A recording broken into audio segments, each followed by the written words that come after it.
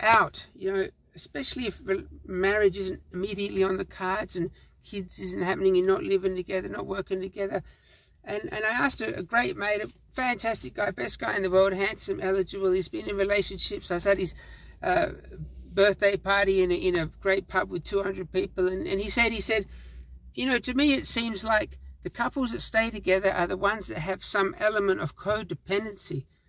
And I thought, wow, yeah. And he said, yeah, the couples that don't have that just don't stay together. And that was really impressive for me. And so we're talking about codependency, not prodependency. That's something different. That's when you're reliant on prostitutes. Not the best scene, but probably better than no scene at all. Codependency. So interestingly, when you look this up, it's actually a negative thing when you're too dependent on someone. You know, this idea of being clingy or whatever. But it can be a key thing in your relationship. So what's the first element? First element is sacrifice. Are you sacrificing enough for the relationship to not peter out?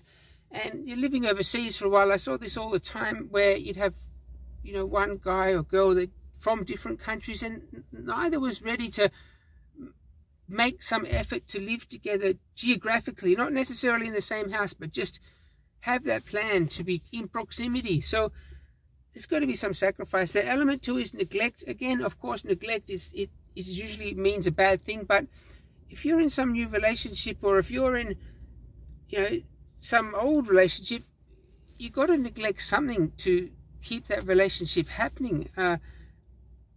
You got to put enough effort in the relationship. That's what I'm saying. You might need to neglect work or your study or your finances or whatever.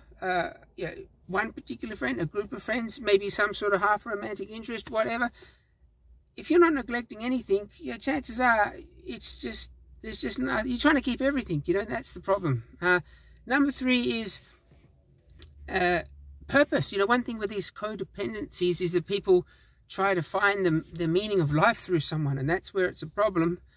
But at the same time, you know, that's kind of what you need for your relationship to not peter out. I mean, are you getting that? Are you learning enough in that relationship? And you should be, you know. That's probably where you're going to start petering out, when you're just thinking, I'm not learning anything here. And that's where traveling can be good. A classic example, Kamala Harris and Willie Brown there. Yeah, obviously Harris was learning a lot there. Are you learning a lot? Are you learning enough? Are you learning anything? Because otherwise it's a fucking waste of time.